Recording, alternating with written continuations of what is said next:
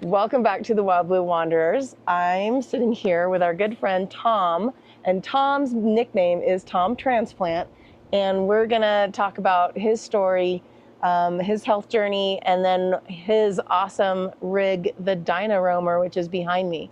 So stay tuned.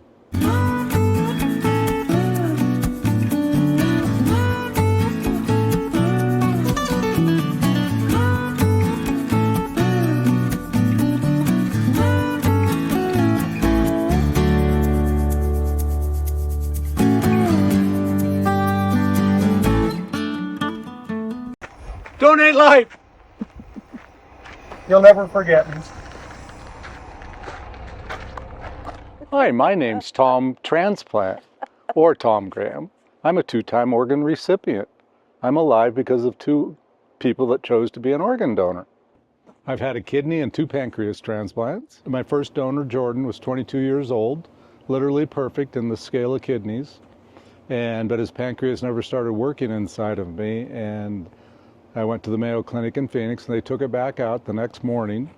Had a few complications, but 13 months later, I got a second pancreas from a second donor. And it's been pretty life-changing and amazing to be free of diabetes for the last 6 years and living a pretty normal life, other than my anti-rejection drugs. But, for me being 67 years old, getting to travel, to meet people like Scott and Ashley, to have this whole group of friends that we've made out here in Dynamax land and elsewhere. It's truly a gift, and I'm truly blessed to be alive today. Yeah. So how's your outlook on life changed since your Do you want me to go back to the sarcastic asshole I used to be? Absolutely. I used to tell everybody after 50 years of type 1 diabetes, I was very sarcastic, very cynical. My mom would say to me, Tom, you were just a sweet baby boy. What happened to you? I said, well, Mom, you gave me diabetes for my 16th birthday. Come on. But no, it has been the most amazing thing in the world to happen to me. And if you know my story, I got diabetes when I was 16. I broke my neck and back. In 1984-85, my neck's wired and fused together. My low back has steel rods, and it's fused, and that's why I walk with a little hitch in my giddy up. Mm-hmm. But I could have bought a wheelchair that night too. So yeah. Our blessings in life come in many different shapes and sizes, and we have to be aware of it. What I like to tell a lot of people is, it's not what you did, but it's what you're doing or what you do. And that's why, having lived in northern Nevada, Reno for the last 40 plus years, and since all of this, I started a transplant support group called the Northern Nevada Transplant Support Group. We meet at the local hospital and once a month, and we're able to answer your questions. I have friends who've gotten livers, friends who've gotten lungs, and because when your doctor says to you, you're going to have a kidney transplant, you kind of look at yourself. I mean, I told them no way. Mm-hmm. I mean, I was told in the late 90s, early 2000s that I was going to have to do this. And I really, I'm like, hey, my life's been fine. I don't need to. I'll just carry on. But then as you progress, Kathy was a big help in my life with my eating habits and things, and to manage my kidney failure, or as it got worse, just by eating habits, paying attention to what you're doing. Mm-hmm. So we took with that. But then when I was approaching dialysis, I had this fistula put in my arm in the middle of 2016, and I was on dialysis by the end of 2016, and that's 4 hours, 3 days a week of having your life sucked dry. Every week. You can't skip it, right? You can't. Well, if you want a transplant. Well, because they keep track of everything. Sure. But it was, it sucked me dry. It was literally probably one of the hardest things I went through. Well, how long were you on dialysis for? About a year and a half. Oh, okay. So. And then you got your kidney in? I got my kidney, failed pancreas, July 23rd, 2018. And I got my second pancreas on August 27th, 2019. So, And it is now 2025, and you are 6 out and 7 years. and about doing You things, know, right? I've gone back to doing everything I didn't think I really would. You know, for us, I spent a lot of my life rock crawling, have some really great friends from the rock crawling world, and friends that were really a big part of my my getting ready, doing my transplant. I mean, I always tell a story. My friend Selena Olson, and Brent Fitzer, were sitting at Rubicon Springs, June of 2016, around the campfire. And we really didn't know each other very well then, because we'd met the year before. And so we started off-roading together, running the trails. And they said, "So what's your story, Tom?" I said, "Well, they want me to put a fistula in. They want me to go on dialysis. And I don't think I'm going to do it." They're like, "Well, you have to. We got more trails to run. We got more things." But the person that pushed me over the edge was my mom. And my mom passed away January 4 years ago.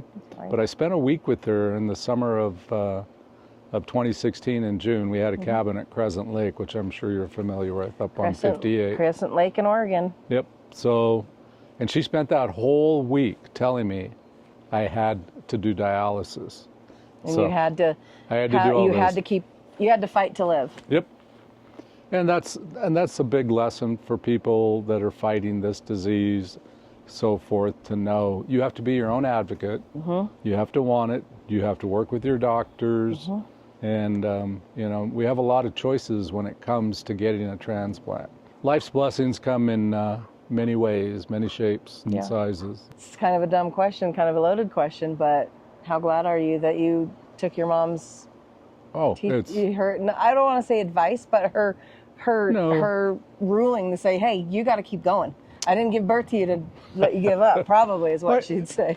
No, and she was totally right. I mean, you look at my life today and the things I get to go and do and the places, you know, these are things we dream about at times. But here I am sitting at Bryce Canyon RV Horse Park. That's right. With Scott and Ashley and the rest of the group. And we just, you know, you make your friends along the way. Yeah. You know, I look back at my life and the people that I thought I was close to way back when that aren't even involved anymore. But that's okay, because they're friends for a reason, friends for a season, friends for a lifetime. Yeah. And those words right there speak true all the time. My mom was right. And you know, the beautiful thing, my mom saw me become healthy again before she passed. Yeah. And, you know, so there's a lot of thanks in my life. I have 2 older sisters, a younger brother, and we're all semi-close, even though we're far apart in states. Yeah, you went last year to see your sister, right? My oldest sister in New York, and then on our way home, we saw my other sister in Texas. So I see my brother off and on because he lives in Boise, and his in-laws live in Truckee, and our paths cross a little more often. So is that one of the reasons you got this beautiful beast behind me, the DynaRoamer? Well, the DynaRoamer is Tom's personal joke. Okay, well, tell us about that. 30 plus years ago, I was traveling with a group of friends shooting sporting clays around the West. And a guy pulls in one day in a brand new earth roamer. You get to looking at an earth roamer, and I'm like, boy, I need one of those. And so I told everybody for years, I'm going to own an earth roamer. Well, my earth roamer money went to saving my life. And so now I have the world famous DynaRoamer that is my, you know, a poor man's earth roamer. But, you know, it works for Kathy and I, the dogs who you just heard barking, Maxie, Bonnie, and Clyde. And it allows us to travel together, to go places. We were always, I had a pickup, I had a travel trailer, and I had a rock crawler sitting on a trailer. But you can't pull both behind a truck. So with the motorhome, I can pull the rock crawler, I can pull the Gladiator Jeep behind it, so we have a tow, or, you know, so we could go to Moab, go to Sand Hollow, go and enjoy places, and Kathy and the dogs could always go along. And that was a big thing. That's, you know, did I overkill the DynaRoamer? I don't know, but we have gone places that everybody said we couldn't go. They never expected us to use it the way we've used it. Well, and what all did you do to it to kind of make it more earth roamer-ish, DynaRoamer? Well, this is a 2022 Dynamax 30FW. Isata 5 chassis, so it's on the Ram 6.7 5,500 chassis. First thing I did was I put liquid springs on it. And whether you know it or not, liquid springs are almost as life-changing as a transplant to me, because the way the ride and everything. I try to help the folks at Liquid Spring as much as possible, have their little sticker on the side. It kind of spiraled from there because I knew I wanted to go places that I maybe shouldn't go. So I ordered a bumper from Buck Stop with a winch. And just in case. Just in case, because I'd rather have it, not need it, not have it. Right. So we ended up, Dorian up there at Buck Stop calls me up and he says, "Hey, are you sure you don't want a single rear wheel that thing?" And they hadn't done very many. I mean, I'm probably like the 5th one that's been done at that time, and now they're doing it at the factory. Right, now they're coming off the line. And they call it the Extreme and so forth, but it's been fun. A year ago last May, we drove it all the way down to the Snake River at Doug Bar Landing, below Imnaha, Oregon. It's a 30-mile dirt trek road, a shelf road across the mountainside. I was told I shouldn't do it, but I had to try, so we did it. We spent a week down there. It was a great time. Did I get too close to the rocks on one side? I did. That was my own fault. But it was that or the cliff, so I chose the rocks. I didn't have to, versus cliff is probably a good choice. I came out and I saw what I'd done, and so I didn't do it again. That's what life is all about for us, going places that are away and seeing things that you wouldn't see otherwise. And that's what we've done. Dynamax, Brian, the general manager, has been very good to me. It's been a good relationship. I've been to the factory twice. This last time we were there, it was just to talk to people and see stuff. Dynamax builds a good product. There's a lot of competition out there these days. There's a lot of competition in the Super C market. You now have the F600 chassis out there, which has 2,500 more carrying capacity than the Ram chassis. I'm maxed all the time on this. When it comes to liquid springs and helping people, I'm an open book. You can reach out to me, send me a message on Facebook, or if you need my number, it's available. And because there's a lot to know, like what you did with your truck. And Liquid Springs is a great system, and it makes a difference in these motorhomes, just from the standpoint of they can control what's going on as you're going down the road. It's running in milliseconds. It's got an ECU. Granted, failure, people, that's what everybody worries about. Has this failed on me?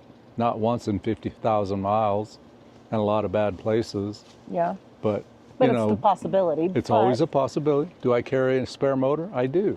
Do I carry juice for it? Yep. I do. Do I carry a spare hose? I do. And do I want to change it? You carry it, and it hasn't needed. It's sitting in the box right in there. and do I want to have to lay under it and do that work? I really don't. If there's people at home looking and thinking, well, I don't know that I could ever motorhome or do this or travel because I have health problems and stuff, what would you say to them? I said, I'd do it while you can. Do it now. Because you ain't going to get any younger, right? Well, or life's not going to get any easier. Yeah. Am I going to be able to do this? We've talked about it other times. I got food poisoning a couple years ago and ended up back in the hospital for a week. As a person who's immune compromised, I have to be careful of everything. The motorhome allows me to live my life. It allows me to carry what I like to eat, what we do, what we drink, what we cook. I have a Kathy in my life that watches everything for me and will kick me if I'm doing something wrong, like not putting sunscreen on my face yesterday. But really, you're bringing your home with you and bringing your kitchen with you. But it certainly expands your world. It does. And for me, because I haven't flown on a commercial flight since 2017, and I don't really want to ever fly on one again. That's same with Scott. I have, Air Med. There's the thing, if you need a transplant and you need to go somewhere, I have an Air Med membership. They flew me twice to Phoenix from Reno for my transplants. Didn't cost me a dime being a member. But, to go and do and to drive, our life, Kathy's mom's older, still alive, living on her own. So we're very cognizant of what's going on at home and whether we need to get home. And, if something were to happen, Kathy'd be on an airplane today. And the kids and I would make our way there. Yep. But there's always, in life we have options. And we have the ability to choose if we want to and make it happen. So I have no intentions of stopping this. We're just looking to go more and enjoy more, because having been able to travel to foreign countries and around the world or whatever, but there's so much in our own backyard as we look at these mountains that I haven't been to. Why not? Why not travel and go? And we're really hoping this next year we can go and do more of that and spend time at a place like this and really get the tour of it and to feel it out and see what it is. Or maybe I'll just stick a tag on the Blue Wanderers and find out where they go and wander along. So, Tom, you're part of the organization Donate Life, well, or whatever the movement is. So if you're an is. organ donor, you are, that's the big thing that we all would hopefully do, is to become an organ donor. You can go to registerme.org, any of the OPOs, Donate Life, they all have links. Go to your iPhone, in your health app, you can sign up to be an organ donor. But the key to it is I'm alive because of two people that chose to be organ donors. And God forbid anything happens to anyone and something tragic, and it's really important that your family knows your wishes, because if something happens to one of us, and my first donor's mom wrote to me at about the 2-year mark about her son Jordan, and he was 22 years old. He was in Phoenix working for the Marriott hotel chain, and he was in the process of moving on. And she was, they were going to get together in the next couple of days, but he got run over in a crosswalk in Phoenix. But Jordan was an organ donor. His mom did not know that he was an organ donor. And she wrote these words to me. And the fact that he was, and she said Jordan was always ahead of his time. He was always thinking ahead. And which was, he didn't save just my life, he saved other people's lives. Because you have 2 kidneys, 2 lungs, a heart, a liver, you have skin tissue, corneas. There, we can save up to 8 lives with our body. So it's, for me, it's what we do with our time. My spare tire cover says Donate Life. I have the Donate Life flag that I fly all the time, because it is so important. We do a lot of organ donation work in northern Nevada. Since I first got my license when I was 16 years old, I always checked that box on the driver's license, and I made sure my parents knew. And then when Scott and I got together, we actually did talk about it, and he was like, I'll be dead. Use whatever you need. So I'm a big believer, but yeah. The important thing for people, because they'll go, they won't want anything of mine. I did this, I did that. Well, that's a decision that's made at the time of death. And the doctors will assess you. If there's something that's recoverable, they will recover it. The big thing is a lot of children and families' wishes. There's a lot of unfortunate accidents that happen. Good friend of mine in Reno's daughter, 9 years old, died in a bounce house accident. Oh, wow. And those are another one of those things that like to fly in the air. and Lizzie was in the bounce house when it went up in the air and hit the power line. But she was an organ donor, and she had told her parents, and this is what's really important, she had told her parents weeks before, if something happens to me, I want to be an organ donor. And so, when her parents are sitting there in the throes of grief, they knew what to do. Wow. To honor her wishes. And that's really what happens, is it's going to happen at the least expected time, and the hospital, regardless, is going to ask, do you want to be an organ donor? Whether it's your daughter, your dad, your significant other, if you haven't already checked the box. So if it's something you truly believe in, it's important to register. And also, like you said, let your family know. Absolutely. It's very, very important. Yeah. But Donate Life is all over the world famous internet. You can read about it, people. There's a story every day. You know, we have some pretty important things to say sometimes. And it's all a part of life, and I appreciate you wanting to feature it and talk about it, because it is why I'm here with you. Yeah. Well, we're glad, because as dry and sarcastic as Tom Transplant is, that's his name. Did he say that first? Tom _ Transplant. It's pretty easy to find on social media. And, you know, I would ask how you got that nickname, but I'm pretty sure with 3 transplants, it's kind of obvious. Well, here's the funny thing about social media. I was completely off of it before my transplants, just because social media is what it is. And so then I get my transplants, and I went back out there, and that's why I chose that name. So people remember you. Well, it's to share and to help, and I'm an open book. If you have a question about myself, the DynaRoamer, Dynamax, the big blue wagon down the road, I'm available. Well, Tom, thank you very much. Thank you. Always a pleasure. The Wild Blue Wanderers, folks. Follow, subscribe, Like, comment, now. subscribe.